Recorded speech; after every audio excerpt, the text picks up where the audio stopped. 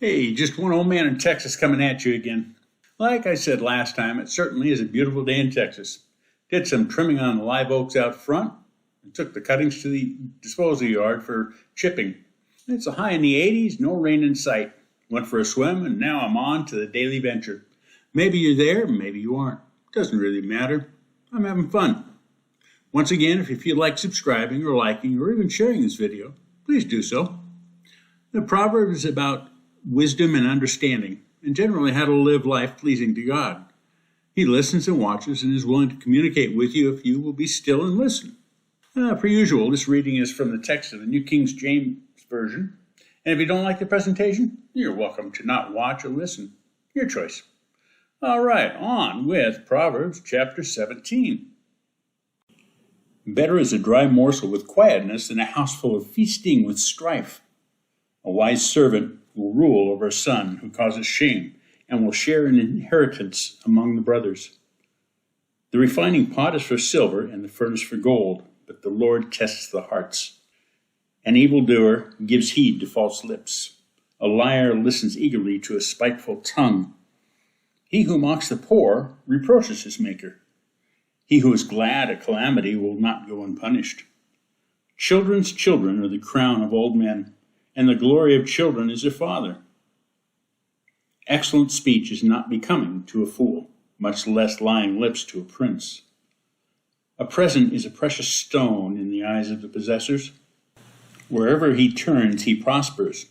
He who covers a transgression seeks love, but he who repeats a matter separates friends.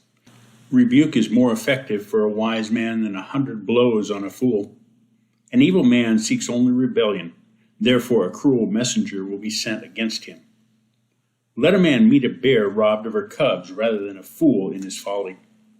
Whoever rewards evil for good, evil will not depart from his house. The beginning of strife is like releasing water. Therefore, stop contention before a quarrel starts. He who justifies the wicked and he who condemns the just, both of them alike are an abomination to the Lord. Why is there in the hand of a fool the purchase price of wisdom, since he has no heart for it? A friend loves at all times, and a brother is born for adversity.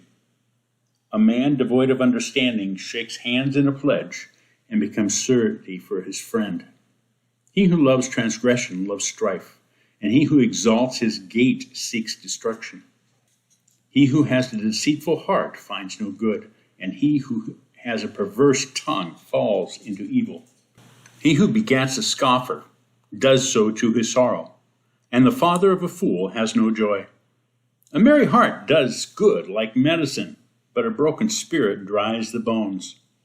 A wicked man accepts a bribe behind the back to pervert the ways of justice. Wisdom is in the sight of him who has understanding, but the eyes of a fool are on the ends of the earth. A foolish son is a grief to his father and bitterness to her who bore him. Also, to punish the righteous is not good, nor to strike princes for their uprightness. He who has knowledge spares his words, and a man of understanding is of a calm spirit. Even a fool is counted wise when he holds his peace. When he shuts his lips, he is considered perceptive. And that was Proverbs Chapter 17. Each proverb is accompanied by a different painting, so come back often. Today's painting is Rocking Horse. It's an 11 by 14 acrylic on canvas. Thanks go to Purple Cow Gallery for allowing the use of these artistic works. Click on the links below or copy and paste them to your browser for an additional look. We thank you very much for listening and watching, and I will talk to you next time.